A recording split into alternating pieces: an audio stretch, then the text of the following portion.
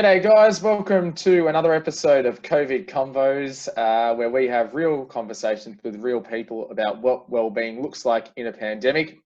Here with the usual suspects. How are we, Simon? Yeah, I'm good, Grigsy. Thanks, mate. Great to hear from you, mate. And Kesh, good to have you with us. Thanks, man. It's good to be here.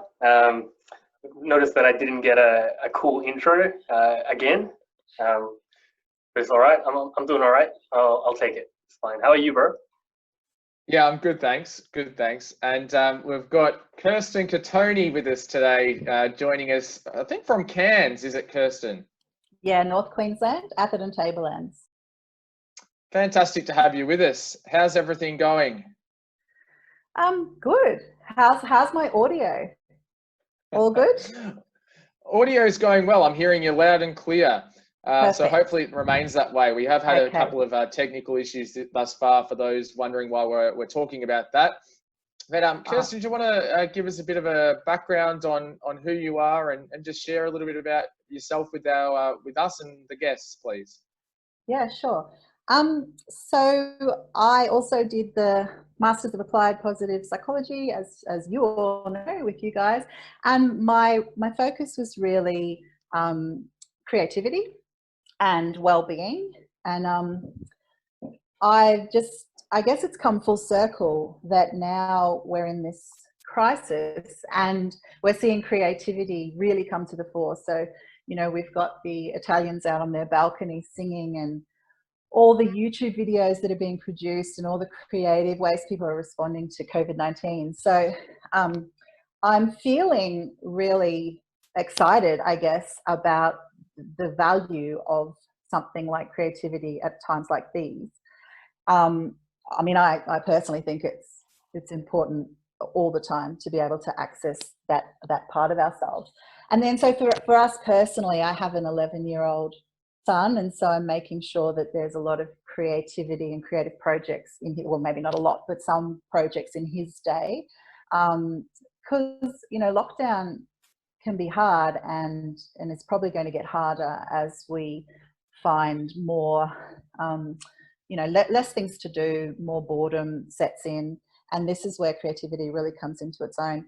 And I guess it has to be said that I, like about 20 years ago, I was a teacher, and I started running extracurricular choirs and drama activities. And that's where I first saw this transformation happening in students. And they were extra to what I was teaching, but we were getting better behavior and better academic results. So it has been a long journey for me to come to this time where people across the board are starting to value something like creativity and the arts, which is very easy to, you know, dismiss in our busy lives. And it's so I guess that's my perspective, that may be a little different at this time. And yeah, certainly at home personally, we're making sure we do storytelling and jigsaws and art and that kind of thing as well. Yeah, I think it's massive. The idea of creativity. I think people value it very highly, and I'm not sure whether that's a newer thing or whether it's been around for a long time, but I think probably the newer aspect of it is that people are starting to realize that there's ways you can foster it rather than it just being an innate skill. I'm sure you probably agree with me there. What sort of things have you seen that best foster that creativity in students? Is it just exposure, or is it, I mean, I know you mentioned boredom. I have heard that is actually a way to develop creativity. So interestingly enough, is that am I right on there, or it's not particularly an area of strength for me? So yeah, no, absolutely. So when I was going to do a PhD before I started the MAP program, and it was exactly that. How do we foster creativity? And my angle was the arts, using the arts. If you think about children, and I know two of you have children, we're pretty innately creative when we're little. So they'll be dancing and, you know, they dance, they move to music, they paint with their fingers, whatever. And it's not so much, in my view, fostering creativity, it's that it's been tamped down. And so it's kind of finding it again. and so that we all have access to it. And yes, you're right, boredom would be considered a constraint, and creativity loves constraints. And that's what I was saying before, when we're so busy in our lives running, we don't stop, and we don't have to stop and look at something like, creativity, mindfulness, any of those things kind of often get pushed aside. So when we're stuck between four walls, we're forced to become more creative. And I break creativity down into two parts as well. So there's creativity enhancing well-being, which is what I ended up studying and doing with the map. And then there's creative thinking. And so, yeah, both of those, the research shows, can be fostered through actually just doing, just sitting down and drawing something. And also, of course, it's not just the arts. Creativity can be planting a garden. It can be cooking an interesting recipe that you kind of diverge from the recipe. Anything that promotes divergent thinking will build your creativity.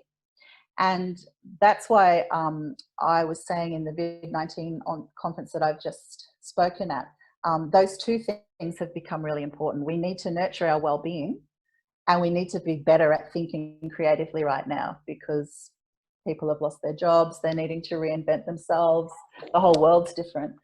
So yeah, and when you say it's always been important, that's an interesting one to me. I don't know how you all feel about that, but I think maybe the corporate world talks about it, but individuals, I find it's like, oh yeah, that's a fascinating idea, but do we do it with ourselves? And so I guess that's why these constraints have made that time now to actually stop and become more creative. Not become more creative, but like I said, find your inner artist or your inner gardener or whatever it happens to be. Yeah. Before, I know, Simon, you want to ask something, but before we go there, I just want to clarify a particular term. So divergent thinking. Can you elaborate on what exactly is divergent thinking? And then Simon. Yeah, of course. So it's pretty much as it sounds. Our thinking can converge into routine ways of doing things, and creative thinking relies on us diverging from that. I was listening to a guy on the COVID-19 conference about creativity the other day, and he was saying we do need convergent thinking. We don't want to wake up every day and have to decide which sock we're going to put on, or we need those routines. But divergent thinking is what happens when you've come to a wall, and how many ways can we get around that wall that we haven't thought of. So it's really about, you guys know the paperclip exercise, yeah? So they give you a paperclip, and it's like, pretty sure Peggy did that with us. And then it's like, how many ways can we use this paperclip? That is classic divergent thinking. We can open it out and scratch our back with it, and we can use it as an earring. So that is the classic divergent thinking exercise. And so, Justin, kind of back to your question, you can see how people's creativity increases by testing that. So you can do an activity where you look at their divergent thinking, put in whatever the fostering activity is, and then look at it again. And we know that the arts definitely helps to increase that. More uses for a paperclip. So Kirsten, I'm interested in your take on who can be creative, I suppose. I still hear so many people saying, oh, I'm not a creative type, I can't paint, I can't sing, I can't draw. But I think these days it's more accepted that everyone's got this ability to be creative in their own particular way. Is that your take on it as well? Yeah, don't start me on that. So many people that say, oh, well, that's fascinating, but that's not for me. I'm not creative. And kind of what I was alluding to before, we are all inherently creative, because I don't think there are any children, if left to their own devices, who won't move to music or paint. So it's there, right?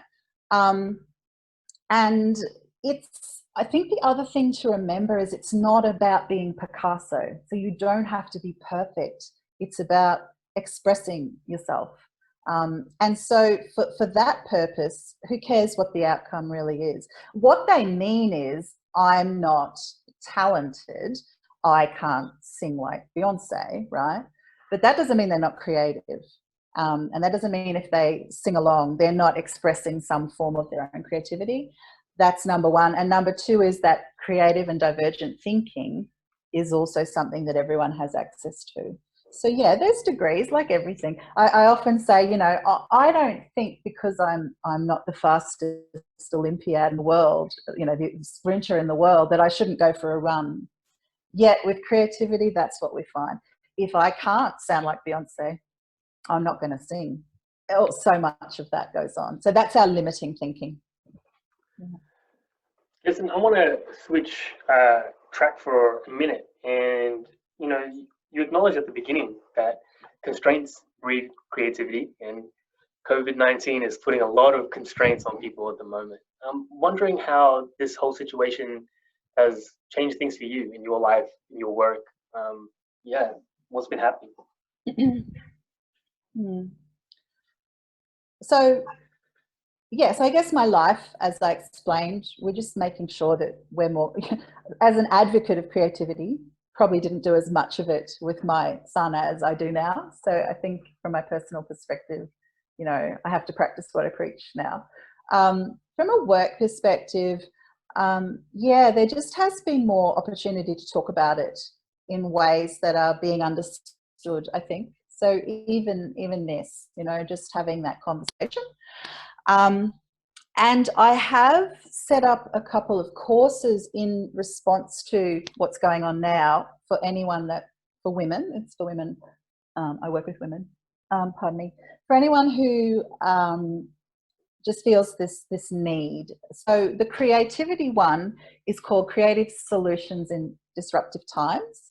And that is to help people access those creative brain zones that Simon was asking about, you know, like how do we get there kind of thing. It's a structured 5 sessions. And the other one is called Calm Measures, because there's obviously a lot of anxiety and fear going on at the moment. And I have to say, I use creativity and arts. It's infused in all of my programs. I just wanted to mention those in case anyone is in need right now. And they're just small groups online, and I'll take you through a process. So if you're experiencing anxiety, Calm Measures, and if you want to access a deeper version of your creativity, there's one for that as well. So yeah, hopefully that's what you were asking. Yeah, and you know, you've touched on something there that runs a little bit deeper. I know that I've been experiencing this across a lot of different areas that I'm involved in, different communities. This internal question of, well, what do we do now? Yeah. And the doing question is always informed by information. So many people are talking about, you know, this theory and that, and you know, I need to learn about this, I need to learn about that.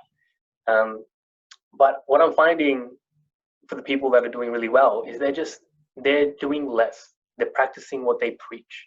They've stopped back and they've acknowledged their values or something like that. And by doing that, that has laid the pathway forward. Like, say if your value in this particular time is creativity, then how do you make creativity come alive right now? That line of questioning really, to me, just drives more positive, resilient behavior. I'll put it back to the guys. Have you noticed similar things? This concept of practice what you preach as a strategy? Yeah, definitely, Cash. And I think I'm probably also seeing people stepping up to the challenge at the moment as well, because it can be tricky to live up to those ideals or those values that you espouse. But I think, there's the opportunity at the moment. And this is like the real test, like in my brain, right? Like, it's cool to think about things, you know, theoretically, but if they don't hold up in a real situation, then what good are they to you? And whether or not you can do them in a real situation, that's the true test of a concept, right? Easy? Yeah, I think it's going to be one of those situations where there's going to be a lot of people going both ways. I think it's going to give some people who have got the capacity to understand a little bit about their well-being, the capacity to stretch and actually really dig in deep to it and clarify what's important to them.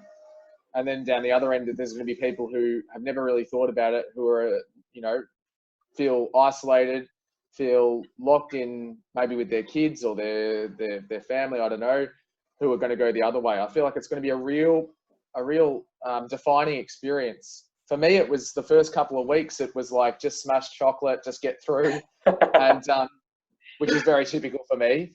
And then I was like, hey, if this keeps going, like, I don't want to come out of here at like 120 kilos and everyone be like, what happened to this guy? So yeah, for me, it's a real test. You're right. It's an interesting one. And I'll just like expand upon that, because I don't think it necessarily has to have that understanding of well-being underneath it. Like, no matter who you are, there are things that you value, right? There are things that kind of drive you as a human being. And if you can focus on that, then that creates a path forward that resonates with you. That's the kind of what I'm starting to find.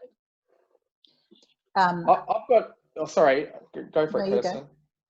I was going to ask, I've got a completely different question to what we were just talking about, but it relates to using hooks. So what I mean by that is going back to what we were talking about with people who think they're not creative. And I'm asking from purely selfish reasons of trying to help the students that I work with and even my own kids. But I was thinking about this, or I have thought about this quite a bit. And for example, a student who's really good at hockey, who knows how to get themselves out of really difficult situations, that takes quite a bit of like creative thinking of like different ways, like divergent thinking of ways you can get out of situations. And I was thinking about like that same student can then say to you, yeah, they're not creative, or they've got, you know, just no capacity to think differently. And using that strength hook almost to try and say, well, this is how you do it in this particular situation. Can you try and use that thinking in another domain? Is that something that's done, or am I just completely, you know, making stuff up here that's got no basis in any sort of theory or research? Look, I would say absolutely, and I'm pretty old, so I started teaching quite a long time ago, and that philosophy was strong then. So as an English teacher, they would say, you know, if you're trying to teach a struggling student and they love comic books, tap into that. I just think it's good educational practice to find the individual strength or hook and relate it across, because creativity is, you know, to me, it's sort of ubiquitous. It's not there in little corners. It's there in just getting through any single day. You would probably find most students use creativity in some way. So yeah, I think to answer your question, it's just great educational practice to know your students and you know, transfer that across. And if I can respond to Kesh, is that all right? Yep. I think absolutely, Kesh, you know, we're living in an information time, and never more so than now, where everyone's on the internet trying to gain information. If it's not practical, what's the point? You know, we can have information junkies who want to learn another course and another course, and I've got, you know, another 5 weeks sitting at home, I'll do another course. The course has to be practical, and it has to change you. And for me, that's always been the premise of the work that I do is, yes, creativity infuses everything throughout, no matter whether I'm dealing with anxiety or relationship issues for people. I'm asking them to tap into a deeper source, but that's because it changes them. So it has to have a practical outcome. So yeah, I just maybe caution people to look at the course that they're doing and make sure that they're, like Kesh said, practicing it. If it's got practical applications, practice it, do it. There's no point talking about theories at any point, really. You have to do it. And pos psych's the same. You have to engage. You have to do it. So let's take that out, because one of the things that we really love doing in these conversations is trying to pull out the practical. How does this look in people's lives? I'd love to hear about how you're, you know, bringing creativity to your son and to yourself during this time. Like, what are some of the stuff that you're doing? Look, and I'll just jump in too, Kirsten. I'd love to hear as well. Coming from, I'd love to hear some advice from a creativity person and a educator, because I'm going to be in that role pretty soon with my couple of kids. So yeah, what tips have you got? So I'm a pretty structured person. So we've got a chart, and so and as you all know, with the self-determination theory, we want to give them autonomy. We want to let them have choice, and we want to let them feel they've accomplished something. So we've together created a great list, and you can do that. You don't need me to give you a tip on that, because you will do that with your own children. But they are things like I said before, art, and he's got to do jigsaw, and he's got to do, he's got to do 1 or 2 of these a day, and he gets the choice of what that is, and then he gets to feel that he's accomplished something. So let's see, art, jigsaw. We have like story cubes. They're really cool, and you have to make stories out of these 9 cubes that you throw on the, and of course I have to be involved with most of these as well. So there's that whole bonding experience with your child that you may not do while he's at school 6 hours a day.